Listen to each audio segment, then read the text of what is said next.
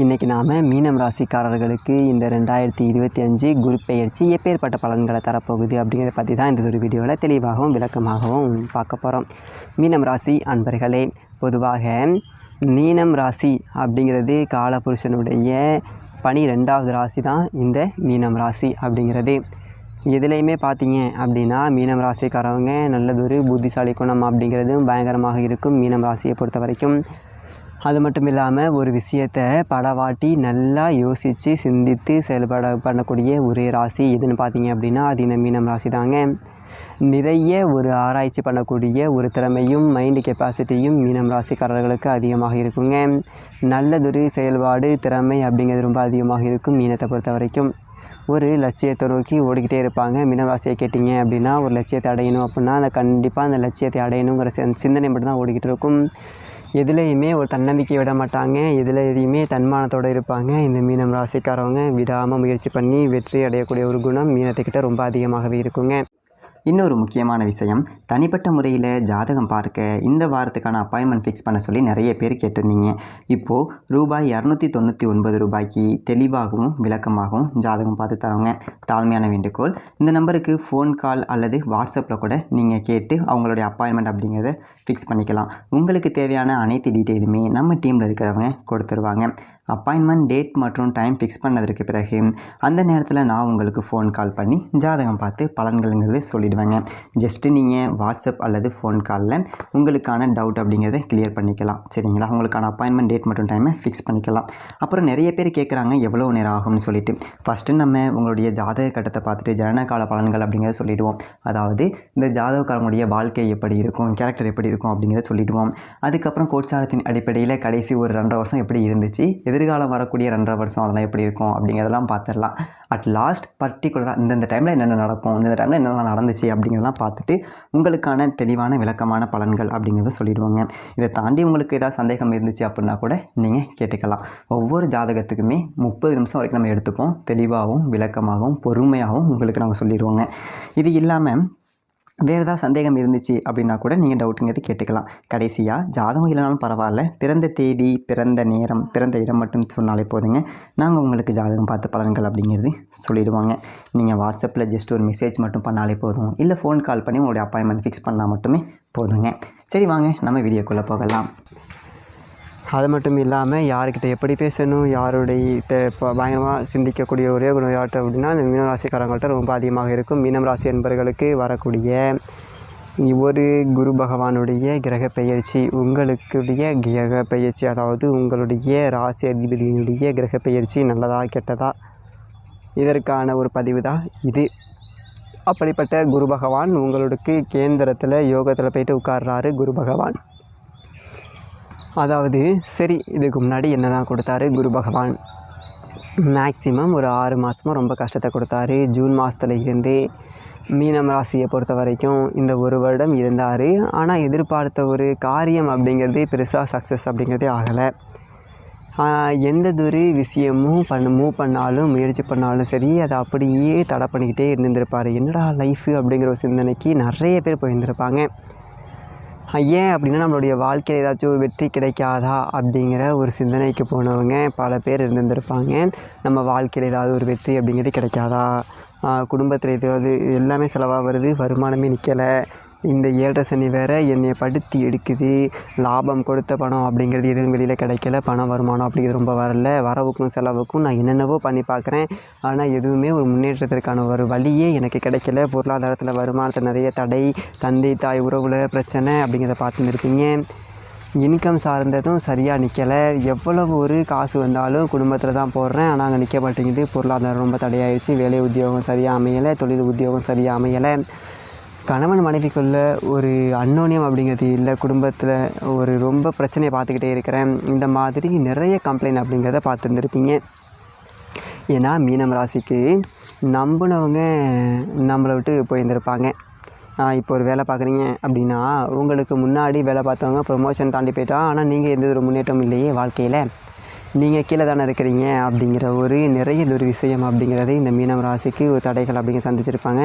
யார் ஜாதகத்தில் குரு சனி இல்லையோ, குரு சனி யார் ஜாதகத்தில் சரியாக இல்லையோ அவங்கெல்லாம் இந்த தடைகள் அப்படிங்கிறத பார்த்துருப்பீங்க. படிப்பாக இருக்கட்டும், கல்வியாக இருக்கட்டும், நிறைய ஒரு விஷயங்கள் ஏன் அப்படின்னா நமக்கு அதிக ஜாதகம் கொடுத்தது இந்த மீனம் ராசிக்காரவங்க. ஏன்னா சில பேர் நீங்கள் சொல்லக்கூடிய பொது பலனை பார்த்து தான் நான் உங்களுக்கு கால் பண்ணியிருக்கேன் அப்படிங்கிறாங்க. எல்லாருமே முருகனுடைய அருள் தான். நம்ம எதுவுமே நம்மளுடைய கையில் இல்லை. எப்படிப்பட்ட ஒரு கர்ம வினையாக இருந்தாலும் சரி, ஜோதிடத்தில் அதுக்கான பலன் இருக்குது. பெருசாக அதோட பாதிப்புங்கிறத கொஞ்சம் குறைக்கலாம். ஏன்னா இவ்வளோ தடைகளை சந்தித்தது மீனம் ராசிக்காரவங்க தான். எடுத்தோன்னே அப்படி இப்படின்னு சொல்லக்கூடாது.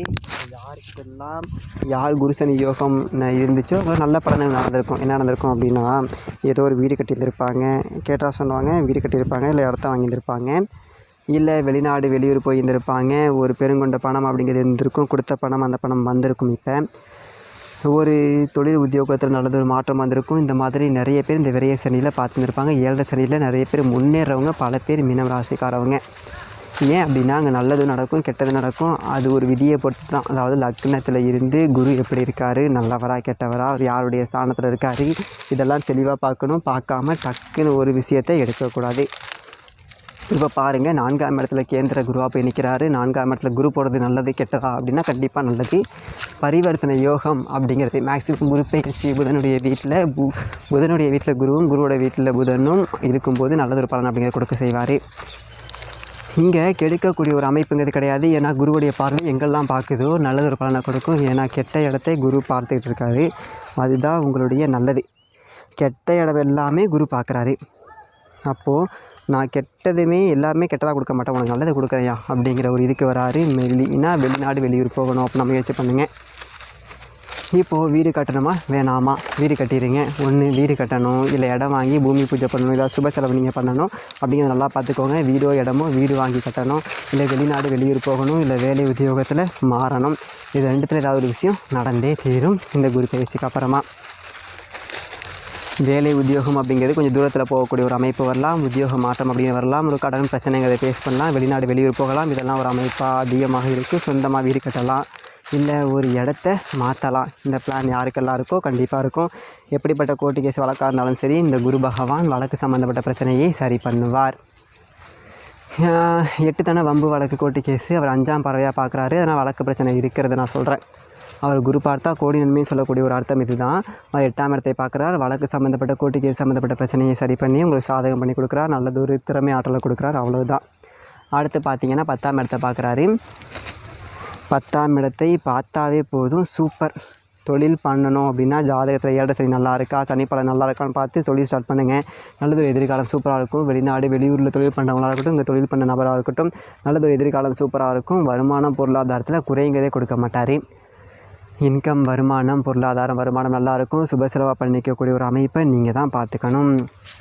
நம்மளை பொறுத்த வரைக்கும் சுப செலவாக பண்ணுங்கள். மீனம் ராசிக்காரவங்க எல்லாத்தையும் குழந்தைகளுக்கு வீடை கட்டுங்க, சொத்து சேருங்க, இடத்த வாங்க, பூமி வாங்க, இந்த மாதிரி பண்ணிக்கிட்டால் பிரச்சனை அப்படிங்கிறது இல்லை. டைம் ரொம்ப சூப்பராக வேலை செய்யுங்க. நண்பர்கள் பழக்க வழக்கம் ஃப்ரெண்ட்ஷிப்பில் கொஞ்சம் பார்த்து பழகுங்க. இந்த ஒரு நேரத்தில் மட்டும் திருமணம் அப்படிங்கிறது நடக்கும். ஆனால் திருமணத்தில் குடும்பத்தில் சுபகாரியம் நடக்கணும். ஒன்று திருமணத்தை பண்ணிடுங்க. திருமணத்தில் கணவன் மனைவிக்குள்ள ஒற்றுமை நல்லாயிருக்கும். திருமண வாழ்க்கை எந்த ஒரு தடையும் கொடுக்க மாட்டார். கவலையே பட வேணாங்க. அதே மாதிரி நண்பர்கள் பழக்க வழக்கம் ரொம்ப நல்லாயிருக்கும். வேலை உத்தியோகத்தில் ப்ரொமோஷன் கிடைக்கும். வெளிநாடு உத்தியோகத்தில் நல்லதொரு ஆரோக்கியம் நல்லாயிருக்கும். ஏன்னா அம்மா அப்பாவுக்கும் மருந்து செலவு எவ்வளோ பண்ணிங்க கேட்டிங்க அப்படின்னா சொல்லுவாங்க. ஏன்னா வண்டி வாகனத்தில் நிறைய செலவு இருந்துச்சுங்க. வண்டி வாகனம் திடீர்னு போச்சு, வாங்கி திடீர்னு கண்டமாயிடுச்சு. இப்போ நான் புதுசாக வண்டி வாகனம் வாங்க போகிறேன். இல்லை அம்மாவுடைய உடம்புல பிரச்சனை இருந்துச்சு, எனக்கு அம்மா அப்பாவினுடைய 2 பேருக்குமே உடல்நிலை சரியில்லை, நான் மெடிசன் எடுத்துக்கிட்டே இருக்கிறோம், எந்த ஒரு நல்லதொரு அனுகூலமும் இல்லைன்னு சொன்ன எல்லாருக்குமே இப்போ நல்லதொரு நிவர்த்தி கிடைக்கும். பார்த்துக்கோங்க. தொழிலில் நல்லதொரு இன்க்ரீஸ் ஆகும். தொழிலில் நல்லாயிருக்கும். மாமனார் மாமியாருடைய சப்போர்ட் அப்படிங்கிறது கிடைக்கும். வண்டி வாகன பூமி அப்படிங்கிறது நல்லாயிருக்கும். லாப வருமானம் இருக்கும். நிறைய பேருக்கு திடீர் லாட்ரி யோகத்தை எடுக்கக்கூடிய ஒரு நபர்களும் ஜாதகத்தை பார்த்து தசாபுக்தியை பார்த்துட்டு கண்டிப்பாக எடுத்துருங்க. மீனம் ராசிக்காரவங்க லாட்ரி யோகம் 100க்கு 100% அப்படிங்கிறது அடிக்கும். அவருடைய பார்வை 12ஆம் இடத்தை பார்க்குறாரு. இனிமேல் நிம்மதியாக தூங்குவீங்க. நல்லா பாருங்கள். வெளிநாடு போவீங்க, வெளியூர் போவீங்க. லாட்ரி யோகம் அப்படிங்கிறது அடிக்கும். ஜாதகத்தை பார்த்து தசாபுக்தியை பார்த்துட்டு லாட்ரி யோகம் எடுங்க. கண்டிப்பாக 100க்கு 100% சூப்பராக இருக்கும். அதுக்காக அதிலே பணத்தை போட்டு விரயம் பண்ணாமல் ஜாதகத்தை பார்த்து முடிவு பண்ணுங்க. கணவன் மனைவி பொருத்தம் நல்லாயிருக்கும். படிக்கக்கூடிய மாணவ மாணவிகளுக்கு படிப்பு கல்வியில் பயங்கரமாக இன்க்ரீஸ் ஆகும். பார்த்துக்கோங்க. அரசாங்க வேலையா, அரசாங்க அனுகூலமாக, இல்லை அரசியல் பாதையா, எல்லாமே வெற்றியை கொடுக்கும். இந்த குரு பகவானுடைய கிரக பயிற்சி கண்டிப்பாக கொடுக்கும். அது நல்லதொரு மாற்றமாக உங்கள் வாழ்க்கையை மாற்றி அமைக்கக்கூடிய ஒரு நாள்னால் ஒரு மாற்றிக்கணும். சரிங்களா? இப்போ ஏதாச்சும் ஒரு மாற்றக்கூடிய ஒரு அமைப்புங்கிறத கண்டிப்பாக கொடுத்துருக்கும். அதே மாதிரி பார்த்திங்க அப்படின்னா பெண்களுக்கு எல்லாம் நல்லாயிருக்கும். மெயினாக பேங்க்கில் வேலை பார்க்குறவங்க, IT field, real estate business, commission agency, share marketing, இது எல்லாமே சூப்பராக கொடுக்குறாரு. எந்த ஒரு காரியம் எடுத்தாலும் கொஞ்சம் வெற்றிகள் தான், தோல்விகள் அப்படிங்கிறது கிடையாது. பெண்களுக்கும் பார்த்திங்க அப்படின்னா நல்லதொரு மாற்றங்கள் எதிர்காலம் அப்படிங்கிறது கண்டிப்பாக வருது. இதை நல்லதாக கொண்டு போகணும். 7 சனி வந்தாலும் கவலைப்படாமல் பயணிங்க. ஜென்ம சனி தான் நடக்குது, நான் இல்லைன்னு சொல்லலை. இதில் நாம் எடுக்கக்கூடிய விஷயம்தான் முக்கியம். செலவு சுபகாரியம் பண்ணிட்டோம் அப்படின்னா எந்த ஒரு பிரச்சனை அப்படிங்கிறதும் வராது. இப்போது நட்சத்திர பலன் பார்க்கும்போது முதல் நட்சத்திரம் பார்த்தீங்க அப்படின்னா, அதாவது பூரட்டாதி நட்சத்திரம் 4ஆம் பாதத்தில் பிறந்தவங்க. இதுலேயும் ஒரு பொறுமையான குணமும், அமைதியான குணமும், அனுசரித்த குணமும், தன்மையான குணமும், ஒரு அடக்கமான குணமும், ஒரு ஒழுக்கமான ஒரு குணமும் கொண்டவர்களாக இருப்பாங்க. இப்போ பார்த்தீங்க அப்படின்னா வெளிநாடு யோகம், வெளியூர் யோகம், வேலை மாற்றம், உத்தியோக மாற்றம், வீடு கட்டுறது, இடம் வாங்குறது, பூமி வாங்குறது, இந்த மாதிரி சுப செலவு அப்படிங்கிறது ரொம்ப அதிகமாக வரும், பார்த்துக்கோங்க. எப்படிப்பட்ட கோர்ட்டு கேஸ் வழக்காக இருந்தாலும் சரி உங்கள் பக்கம் சாதகமாக வரும், பார்த்துக்கோங்க. இந்த புரட்டாதி நட்சத்திரம் 4ஆம் நட்சத்திரத்தில் பிறந்தவங்க நல்ல டைமிங் சூப்பராக இருக்குது.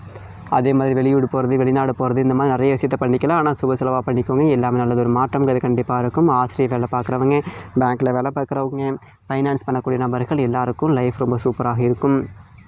அடுத்து பார்த்திங்க அப்படின்னா உத்திரட்டாதி நட்சத்திரம் பிறந்தவங்க ரொம்ப கஷ்டப்பட்டுகிட்டே இருக்காங்க. வாழ்க்கையில் சொல்லாத கஷ்டம் அப்படிங்கிறது இல்லை.